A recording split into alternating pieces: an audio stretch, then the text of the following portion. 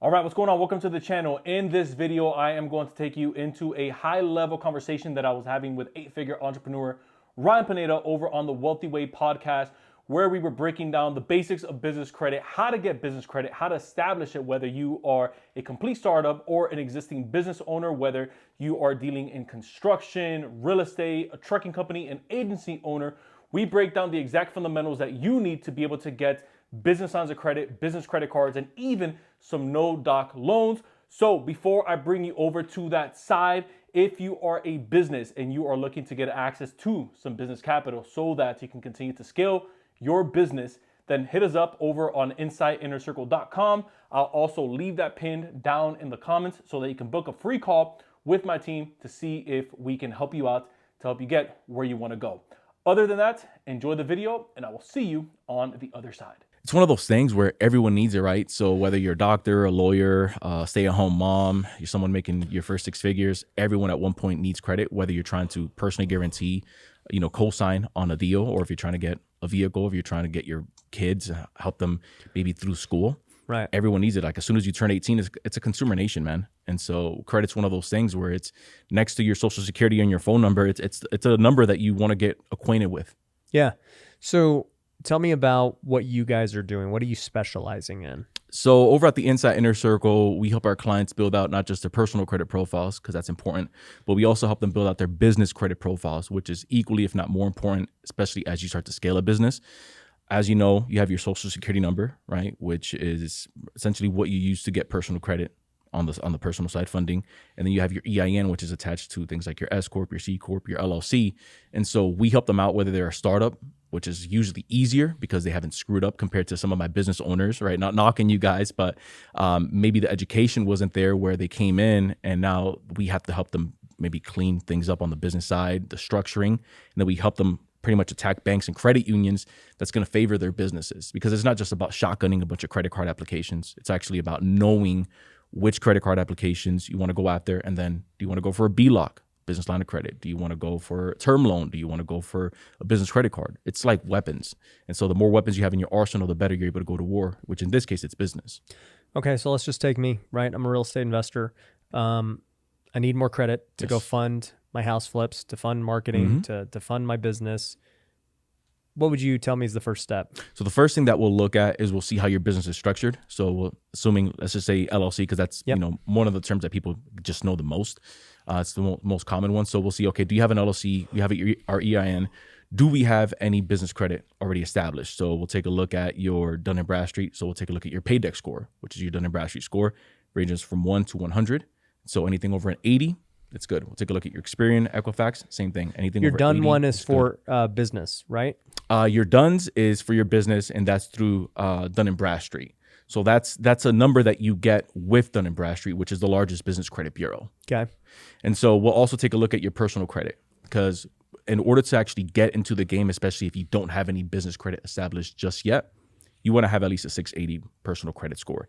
That's going to at least allow you to get access to some form of funding, again, whether it's a personal loan or a business loan or a business credit card of some sort. Got it. Okay. So they're basically looking at your personal credit and your business credit when you go for business. Correct. Yeah. Okay. Especially when starting out, because there's really three pillars that banks are going to look at, especially as your business starts to grow naturally. That's going to be cash flow, that's going to be credit, and that's going to be collateral. Usually at the beginning, it's going to be cash flow or credit, and that credit is usually going to be on the personal side. Once you start to scale and you have some properties under, let's say, your business that you're holding, at that point, they can take a look at that 3C or the third C, which is going to be collateral. Okay. So they'll look at your houses as collateral? That's what you're saying? They can take a look at your houses as collateral. They can take a look at vehicles as collateral, assuming they're under the business name. And that's known more as secured funding. That's a bit more what we call down the road, but that is an option that a lot of business owners can tap into. They just don't know how. Right. I mean, so let's just take a brand new student, here at, one of my coaching programs, right? They come in, they just start an LLC, and, they need more money, right? They need more money. We always need more money, right? Of course. So you would advise them to, obviously tap in personally. That's how I got started, by the way. Most people know my story, but for those who don't, this was back in 2015. I I had $10,000 saved up. That was all I had. And I was like, well, I need to get more money. So let me go apply for credit cards. And so there was no Irv or any of these other guys that I knew of. Yeah. Right. So I just went on Google. I was like, best 0% credit cards. And so I applied for literally a bunch, not only in my name, but my wife's name. Love it. And I didn't do any business credit because I didn't know what it was. Yeah. And so I applied and I ended up getting about $50,000 worth of credit. And, I ended up pulling all of it out with a balance transfer. I got it liquid and I just rode that credit for, the 18 months that it was 0%. And then even after that, I still kept it out because I was like, well, this money is going to make me way more money than even the 18% that I'm getting charged. Like it's worth it. Yeah. And so I just kept my credit cards maxed out. I remember my credit was like in the 500s, literally, from just being maxed out all the time. Utilization, for years. took a hit. Yeah, but I was like, I'm making money. Like, I don't care. Yeah. I'm not trying to like get financed for a super nice house. Like, I was just concerned about building my business. And that's the thing that a lot of people get wrong is everyone wants to chase the 825. Everyone wants to be above 835.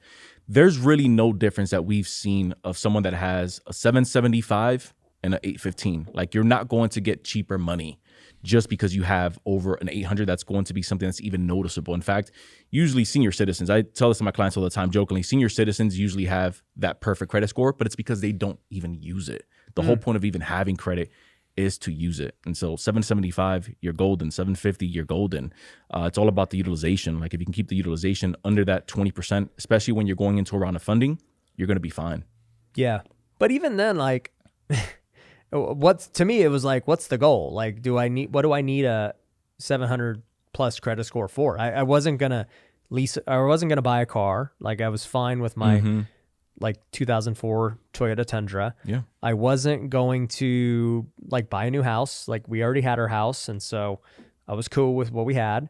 I'm like, well, let's just max out the credit cards. Who cares? I have no need for credit. As far as the credit score. It's a vanity metric for sure. Like, the people that say, oh, I want an 800 credit score, why? Is usually the follow-up question. Why? Yeah. Yeah, I still don't know why. I don't know that my score's ever been 800 personally. It doesn't need to be. it doesn't need to be. I've seen it. I don't even check it. I have no idea. But I've seen it on occasion, like over 700. But I honestly can't think that it's ever been over 750. And you've still been able to get some type of funding even on the personal side. I've never been denied a loan. There you go. Now, do I get the best rates? Probably not. But you're making money and you're profitable. And that's the thing. Right. And so that's the other side of it of, hey, once I get access to, let's say, 100K in business funding, which is usually the number that gets thrown around out there, what do I do with it? And if you're asking what do you do with it, then you probably have to re-question how you're running your business and what your end goal is, rather than just, again, chasing the 800 or chasing the 100K in funding. Yeah, you got to actually have a purpose for it. 100%. But, if you're watching this podcast or you're in one of our programs, we've got plenty of ways you can use that thing to go make some more money. Okay, back to like first steps. So somebody comes in, they apply, they're going to look at, let's just say they opened a brand new LLC. Like, are they going to get credit? Like, what's the deal there?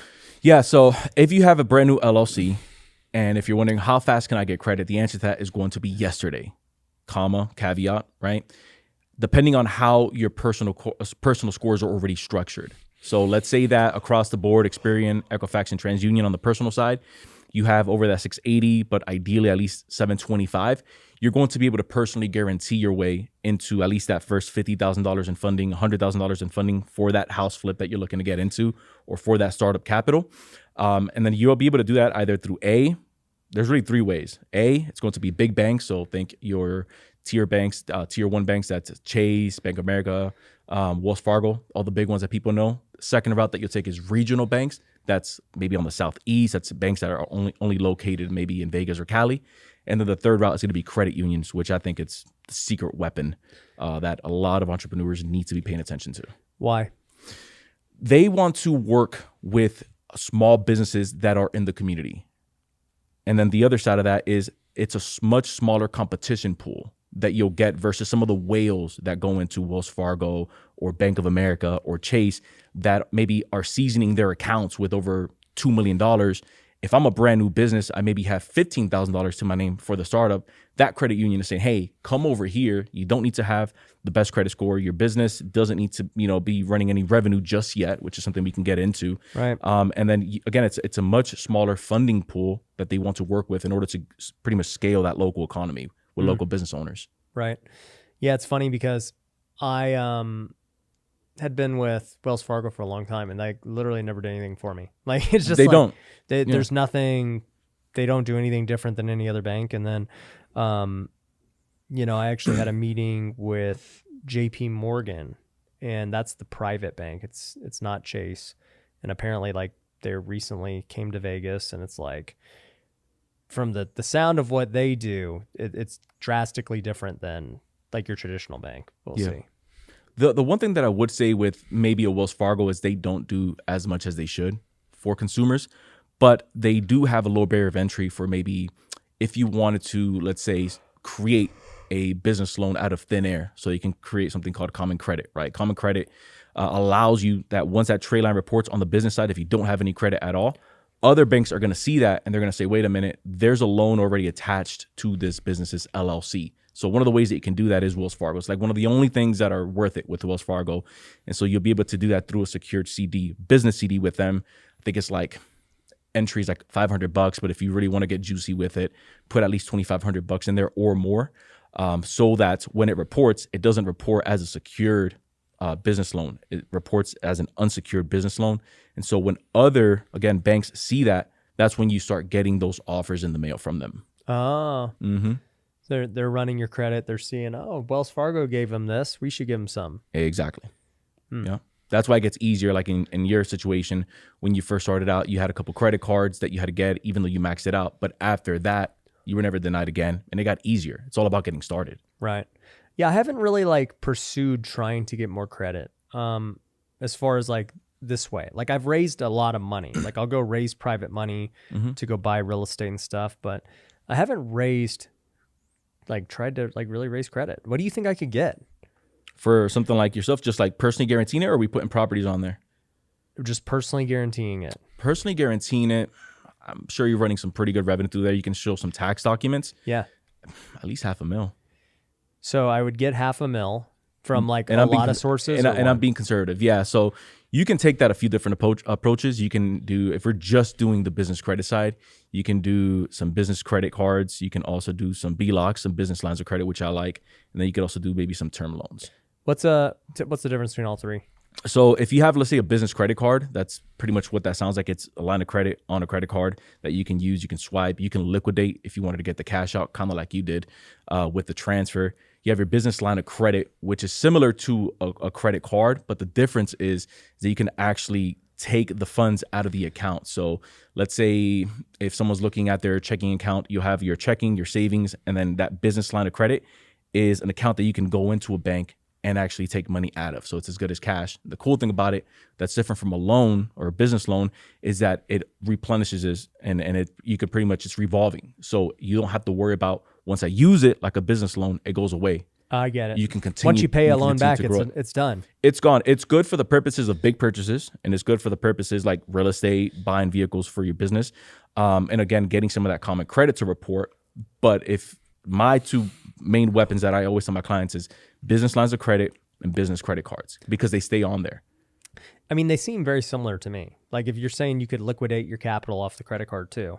The problem with liquidating the capital off of a credit card, it gets a little bit trickier, especially if you're going through maybe pay processors. You just got to use like plastic or something. You can try plastic, but the fees sometimes eat you alive. Or maybe if you go to like a third party. I get it. You know what I mean? Right. And some people do it wrong, where they try to go and you know, this happens all the time, where they'll try to create a separate entity and they'll try to, you know, run the credit card through that entity. Yeah. And then, I liquidated $20K on it, but then all of a sudden the IRS is in that other account. It's like, hey, what's going on over here? It points back to your social. So that's why you want to be really careful, especially with what you see on social media. So I'll say this for people who, so once again, I had never dabbled in this. There was no social media or anything. I was just a guy trying to figure out how to make some money. So when I had those credit cards, one of the first things I did was I was like, well, some of these let me like get straight cash into my bank account. Those are tight. Others, I got to like spend it, but I need the cash. I can't, spend it. And so I was like, you know what? I literally just did what you said. I went on PayPal and I billed myself and I I got 10 grand that way. Yeah. And then PayPal shut me down because PayPal's like, bro, you can't do that. That's against our terms of service. Yeah. And I'm like, why? And then just like, I realized later on you could not do that. Yeah. And that's why. So that's why I like business lines of credit, because of that. You can pull the cash out on those and then you can get yourself into your flips. Got it. Okay. And then, I mean, personally, like, do you see what you had mentioned earlier, business could be better, but like a lot of people, I guess, shy away from personal. They do shy away from personal. And it's one of those things where I usually go back to like the gym, right? If you're going to the gym, why would you want strong arms and weak legs, and vice versa? Why would you want, weak legs, or weak arms, weak legs? And it's one of those things where you want to have strong personal credit. You want to have strong business credit, because it's going to help you ultimately get access to more funding, because banks are going to see, okay, this person's been responsible on the personal side, and that's usually a clear indicator of how they're going to be over on the business side. What do you see happening? Like, is the credit market tightening up with the recession? How's that going? Yes, great question. So it is tightening up. We're starting to see lenders ask for a few more docs on the business side. But that's fine. You could work around that. It's happening more so on the personal side, where some of the lines that you'd be able to get on a credit side would be like $25K. Now you'll be lucky to get maybe 10. And then even if you have the credit, a lot of them go back in and they'll do like an automatic underwrite, and they'll just go ahead and drop some of your limits, which happens more on the personal side than the business side, which is why we always tell our clients, build business credit even when you don't need it, especially going into in certain markets like 2023. Where you'll turn on the channel on one side, they'll say, hey, market's going to boom. You'll turn on the channel on the other side, and that finance expert would say, hey, get ready, pinch your pennies. Yeah, that makes sense. A lot of uncertainty in the market. I mean, what do you think? It's so hard to say. I did not think that we would get to this point of where we're at. I didn't think they would raise rates to these levels this quickly. And, it sounds like they're still not done. And so I'm just like, I don't know, man. I don't like what I'm seeing as far as for everyone, right? For me, I always say this to our students, like the transition's the hardest part, right? So as we transition into this new market, and, you got to just deal with the uncertainty. That's the hard part. But once you start coming out of the other side, that's when you're like, okay, finally, we've bottomed out. Like now let's roll. We know where things are headed. Yeah. So right now, I think right now is the hardest part for whether you're a real estate investor or, even if you're in business, you're having to adjust now because people are, like you said, going to be tighter with money. There's going to be less, things happening, less transactions overall. So, I just think it's hard to say what's actually going to happen. Now, if you ask me about the real estate market, I do not foresee it like crashing by any means. No, me either. No, I see it continuing to just slowly, kind of go down and then eventually flatline. And then, once they lower rates again, because they're going to have to at some point, then I see it just starting to go back up again. Yeah, same thing. Yeah. Even over there in Orlando, like the market's still, you look at some properties and they're just still holding value. So that $600,000 house as of yesterday was like $625. So it's still going up. Yeah, and every market's different. Like at the end of the day, the thing is, if you would have bought stocks or crypto 6 months ago, 12 months ago, they're down. Yeah, like a lot. Yeah, some of the best companies in the world are down 50%. Yeah, 70%. Right? Bitcoin's down 70% from its peak. Like it's just they haven't really held. But real estate, even though right now it's slow. I'm glad my money was in real estate versus those things. Of crypto. Yeah. I mean, and even then in uncertain markets, certain markets, whoever knows how to make money, whoever has a game plan behind it, they're going to be able to make money regardless of where the market is. Right. Especially in a down market, because there's more people exiting the market. So now there's more market share. Yeah. I mean, I always tell people like, dude, this is such a big opportunity to go out and get better employees because companies are going to be laying people off. This is a great opportunity to get deals. It's a great opportunity to, for us in 2023, we're going to acquire companies. Great time to do that. I'm in that. So whether somebody's a startup, I think, what was the number on it? Like 5 million, right? I'm having in front of me, but like 5 million new startups. like brand new businesses in 2022 alone and counting, right? Not including some of the mergers, not including some of the people that are already in business, which it's exciting, man. I think, 2020, things happened, but I think a lot of people realize that one source of income is too close to none. Yeah, it could be wiped out tomorrow. It could be wiped out tomorrow. Right. So is there anything else people really should know about credit? The main thing, like on the personal side or business side? Either. If you're looking at it so going back to the example of if I'm a startup and you're thinking to yourself, okay, I don't have any capital just yet. Are there some options for me? So if you're listening to this, the answer is going to be yes, especially for your students that are listening to this. You can go out and there's going to be 3 options. You can either get yourself a no doc loan, a low doc loan, or a full doc loan. We'll break those down. So a full doc loan, that's typically when they ask for, your LLC, your EIN, your articles of organization, and at least 2 years of tax returns. Usually on that, you can get over $250,000 or more in a business loan. The second option that you'll have is a low doc loan. And usually on those, they only ask you for a year of tax returns. And then on the no doc loan, that's no tax returns at all. Typically just bank statements, 2 months, right? Now, if you're not running any revenue just yet through your business with the no doc, you can go ahead and just personally guarantee it. The only caveat to that is you'll be capped out at $50K, but that's $50K that you're able to get without any tax documents, with a brand new LLC, brand new EIN, and a brand new business bank account. So, I mean, for a guy like me, right, I got my docs, like, when you say it's a loan, that means that I get it, and the moment I pay it back, it's gone, right? Yes, it's gone. Is it like an SBA loan? Like, what am I getting? SBA loans are different. These are loans directly at the banks. Okay. And so, again, usually credit unions offer these, or even smaller banks. So what would the years be, the rates? How's that work? So on those, you can usually get like a 5-year term.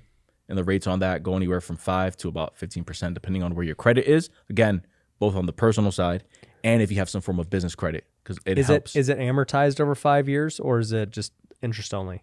It's amortized. Yeah. Dang. So $250, your payment would be pretty large. On what? On a 5-year loan. Yeah. Yeah. What would your payment be on that? That wouldn't be like that'd be like $5,000. $5,000 a month. And that's the type of capital that you'd get to kind of go and work your way into a deal, assuming you don't have any JVs, assuming you don't have any partners. Again, just to kind of get your feet wet. If you wanted to take the credit route, you can do the 0% credit cards. You just have to find a way to liquidate them, which we know how to do them. But again, you have to do it right in a way that you don't shut down your company. Yeah, like I did. Don't just sell to yourself on PayPal. Don't just sell to yourself on PayPal, to your other companies. That's a big no-no. Yeah, right. So how does it work with you guys? Do you just take a percentage of the credit you raise, or like what? How does that work? Yeah, so on those, we show our clients from A to Z how to do it. So they do it. You guys don't do it. Yeah, we structure for them how to do it. So one of the reasons why we did it this way is just transparency. Being transparent is I just didn't want to deal with the headaches of having to go in there, having to get power of attorneys so that we can go in there and do all the funding, go to the banks and apply for our clients. So what we did was, hey, this is the exact process that we do. These are the relationship managers that we do business with. We're going to introduce you to them.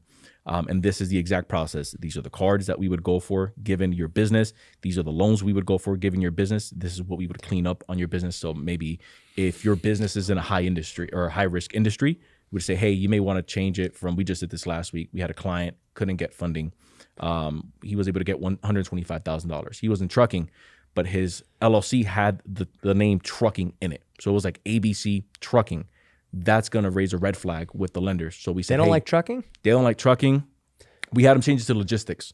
And so when we had him change to logistics, because it's more broad, he was able to tap into that capital. Wow. I'm surprised. Trucking's seems pretty safe to me. You'd think it would, but logistics, it's more generic. And so the more generic a name could be, like having real estate on an LLC as well, that can also raise a red flag. And so it's better to just have it, let's say, example, Ryan Pineda Enterprises. Right. As an example. You can take that route, especially when you're starting out. Obviously, when you're some of the bigger dogs, that doesn't matter as much. But when you're starting out, you're trying to bend the rules as much as you can. Yeah. No, that makes sense. I've thought about that. I remember when I was really trying to do this, like when I was first getting started, I would always come up there like, yeah, we don't really like house flipping. It's pretty risky. And I'm like, yeah, it is pretty risky. Yeah. So, I mean, if you're in real estate, for everyone that's listening to this, which is, I'm sure it's a large audience on the real estate side, management's going to be the go-to with real estate. You can do consulting, but we like management. So consulting and management and logistics tend to be. But you would still keep real estate out of it. You would still keep real estate out of it. I'd be like Pineda management, Pineda consulting, Pineda logistics. So for e-commerce, Pineda logistics. We're not doing Pineda e-commerce. E-commerce is another one. Why do you think so many Stripe accounts get shut down when they run it through like e-commerce usually gets shut down through Stripe because Stripe doesn't like the high risk. What about e-learning? Do they like No, that? that's fine because that goes back to consulting. I'm sure they don't like NFTs. No. If you do a financial advisor investments, that'll get you flagged for sure. Financial advisor will get you flagged too? Yeah. What are the industries that are okay? Like Again, consulting. Okay. It's consulting, management, logistics.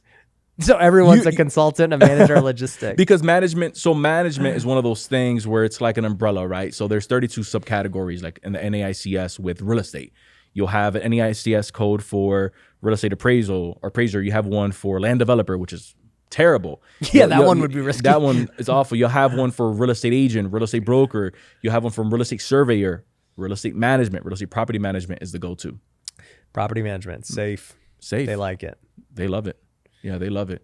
And again, take it to a credit union. You can do the big banks, especially if you already have a relationship with the bigger bank, like a Chase, Bank of America. But your smaller banks is definitely the go-to. Got it. Yeah, that makes a lot of sense. So, I mean, you're talking about getting big loans with these people. How big of credit lines can you get? Because that seems to me like the best option, right? On like lines, or just everything put together? Well, I'm just saying credit lines would be like the simplest, right? Like credit cards is the simplest. That's usually where everyone starts. So term that's usually out there is like credit stacking. Yeah. Right. That just means that you get a bunch of credit cards, 5 or 6. You have a stack of them through applications that you fill out. That's one of the methods. But then we also have additional funding frameworks in the inner circle where if you, let's say, wanted 3 business credit cards at 0%, so see those kind of like your Swiss Army knife at, let's say, $25K a pop. That's $75,000 right there. We would now work our way into, okay, how can we get some B-locks? So we had a client, he had only been in business for a year. He went to PNC Bank. It's a regional bank for you guys checking this out.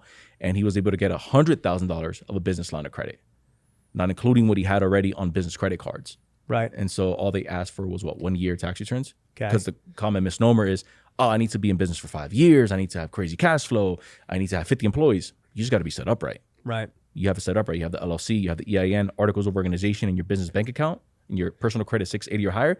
You can do some damage. That makes sense. Is there anything else to really know? I would say that's it. I mean, if you're not there just yet and you're trying to maybe clean your personal credit, obviously you want to get it to a place where, it's feasible for the bank to want to do business with you. How do you clean up your personal credit? Yeah. So I was gonna go there. So if the first place that you'd want to start is you want to take a look at all of your information on your personal credit profile. So you want to print out, I'm old school, right? We'll print them out because we want to print out a copy of your Experian report, of your TransUnion report, and of your Equifax report. Those are all 3 personal credit bureaus.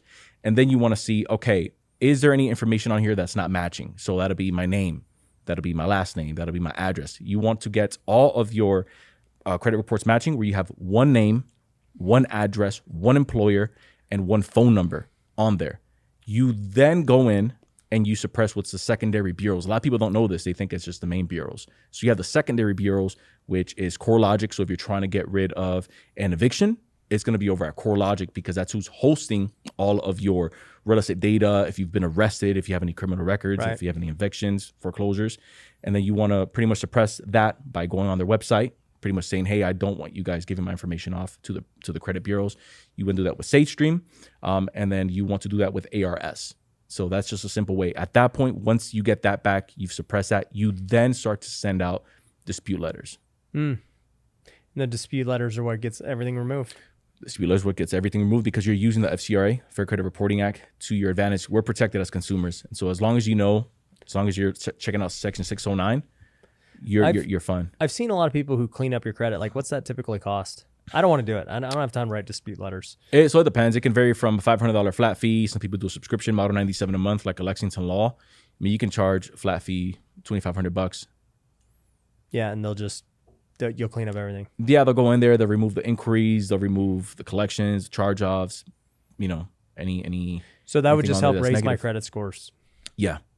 So the main thing is, as you're removing a negative, you want to add a positive. So if I'm removing a collection, I'm adding a personal credit card, or I'm having someone add me as an authorized user. So let's say mom, dad, sibling, wife has better credit than us. We'll have them add us as an authorized user, and that history, so let's say American Express, backdates it. And so now it'll look like you've had, as an authorized user on that account, maybe 15 years of history. Right. That's one of the ways that I first started building my personal credit was with my dad. He added me to his Bank of America personal credit card, AmeriCard. And it gave me maybe 125-point boost because I was already taking things off of our credit. Right. And so having that, if you looked at my credit report at the time, it would say like 8 years on there. And that was like Right. the first line that was on there. I've heard of people like buying LLCs so that they could get credit from them. Like, is that a thing? Yeah, so that's H Corps. So you have H Corps and Shelf Corps. You can do that. However, if someone is selling you, let's say, a Shelf Corp or an H Corp with credit lines or financials already attached to it, that right there is a scam. So you want to run. They're just trying to sell it to you, and then when you get it, it's just not true. Or So what? yeah, so really think about this. If somebody sold you a 5-year-old LLC with maybe $100,000 attached to it and lines of credit, why would they, again, market value, sell it for $5,000? It would be worth way more than that. And so the legitimate Because you're saying way, they could just max it out and not pay it. Is that like what would happen? It can. They can come in with UCC filings. And so UCC filings get attached with that's like liens on a business. Right. So UCC filings get attached on some of those LLCs, and you don't even know it if you're not doing your due diligence. It's similar to checking a title on a house. If you're not taking liens, you're not checking the super liens. UCC filings on the LLC can cost you a fortune, even if it's on your main business, which happens all the time as well. So, I mean, like, what's the thing with these guys? Because, in my mind, they're like, well, if you get one of these LLCs, it's already got credit. It's not on your credit or anything, so you can just go max it out and not pay it back. Like, that's what these guys have said. Yeah, so that's I'd run. Yeah. I'd run far and I'd run fast. If it already comes with credits, remember, the clock is going to start back again the minute that transfers over to your side.